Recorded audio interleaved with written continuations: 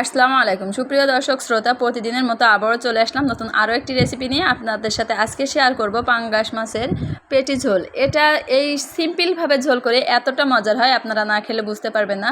তো প্রথমে আমি কড়াই বসিয়ে দিয়েছি, তাতে তেল দিয়ে দিচ্ছি পরিমাণ মতো।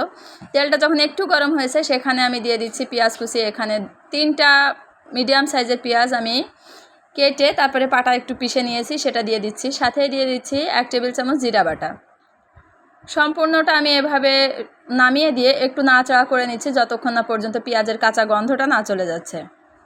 তো এখন সাথে দিয়ে দিচ্ছি আমি শুকনা মরিচের গুঁড়া। অবশ্যই আপনারা এটা চেষ্টা করবেন শুকনা মরিচ দিয়ে রান্না করতে। স্বাদ মতো দেওয়ার পরে এখানে দিয়ে দিচ্ছি হলুদের গুঁড়া।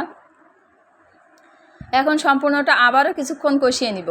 তো মশলাটা যত সুন্দরভাবে কষাবেন মাছটা তত সুন্দরভাবে রান্না হবে, খেতেও খুবই ভালো লাগবে। তো দেখতে পাচ্ছেন মশলাটা কষাতে কষাতে যখন উপরে তেল ভেসে উঠেছে, ঠিক এই পর্যায়ে আমি এখানে পাঙাশ মাছের পেটি দিয়ে দিচ্ছি।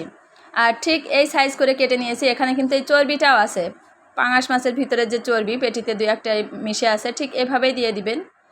খেতে খুবই ভালো লাগবে। আর এটা রান্না এভাবে সিম্পল করে রান্না করলে এতটা মজার হয়, আপনারা না খেলে বুঝতে পারবেন না। তাই বলছি অবশ্যই বাসায় ট্রাই করবেন। আর যদি ভিডিওটি ভালো লাগে অবশ্যই একটা লাইক করবেন, আমার পাশে থাকবেন, আমার চ্যানেলটি অবশ্যই সাবস্ক্রাইব করে রাখবেন।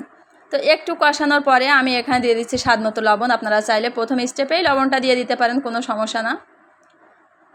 তো এই পর্যায়ে আমি আবারও লবণ দেওয়ার পরে বেশ কিছুক্ষণ মাছটা দিয়ে এভাবে কষিয়ে নিচ্ছি। আপনাদের যদি মশলাটা নিচে লেগে যায় আপনারা অল্প একটু পানি দিয়ে দিবেন, দিয়ে তারপরে এভাবে বেশ খানিক সময় এভাবে কষিয়ে নেবেন। মাছটা যত সুন্দরভাবে কষাবেন ততই ভালো হবে।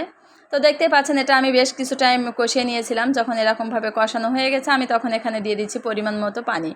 তো পানিটা দেওয়ার পরে যার যেমন মাছ, যে পরিমাণ মাছ হবে সেই পরিমাণ বুঝে আপনারা দিয়ে দিবেন।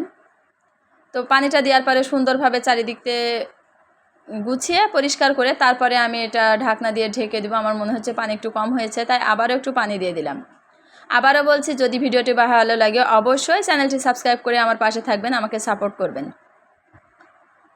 তো এখন আমি ঢাকনা দিয়ে ঢেকে দিচ্ছি, অপেক্ষা করছি যে এতে বলক না আসা পর্যন্ত। তো এখানে বলক চলে এসছে দেখতে পাচ্ছেন। আর এটাতে তেল ভেসে উঠেছে কেমনভাবে, এখনও কিন্তু মাত্রই শুরু।